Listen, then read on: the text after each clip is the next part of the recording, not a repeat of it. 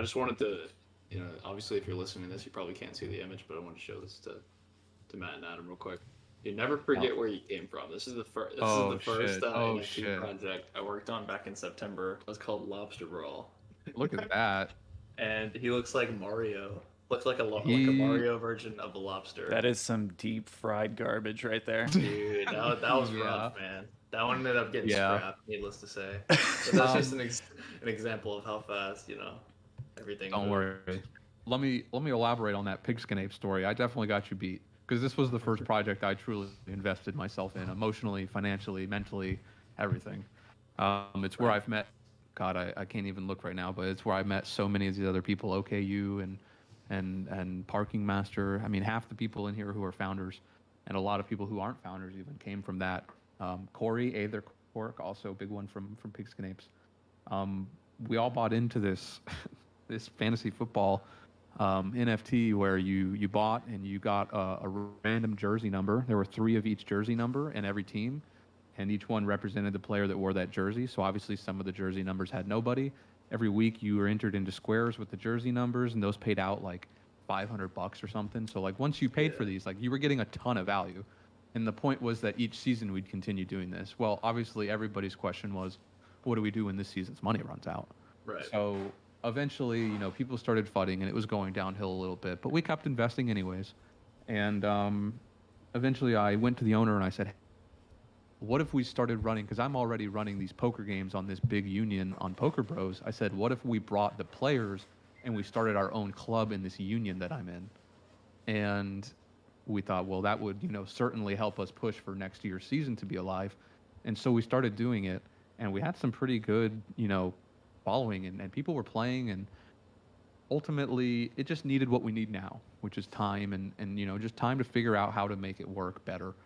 And it just wasn't enough time, I suppose, with all the FUD that was going on.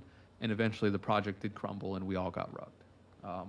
Between me and all of the founders, I would say we lost a combined $500,000. Holy shit.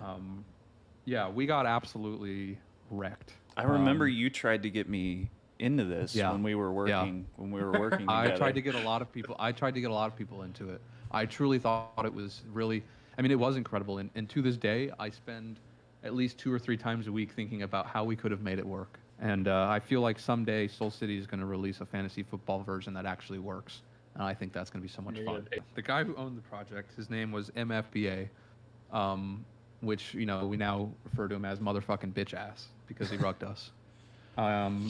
This guy is like some really wealthy Canadian cannabis company CEO who just has like tons and tons of money, went down to Costa Rica and started this NFT.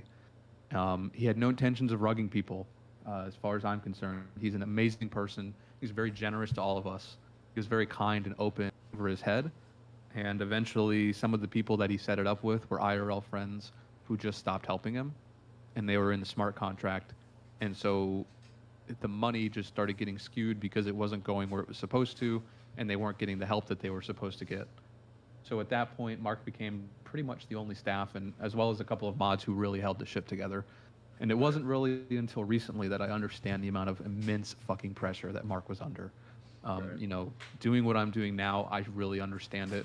And I want to say to anybody who was mad at him and was angry at him, God, I get it. I'm still mad at him, and, fuck him. But I get it. He lost more money than anybody. Combined, like I said, we lost $500,000. I'd wager to say that he did lose $500,000. He was coming out of pocket, giving multiple Ethereum every week. It felt like sometimes every day, just to keep the project alive and mint out to avoid the shame. And he ended up losing so much money. He eventually said he needed a week to get away, and that week has now been 6 months.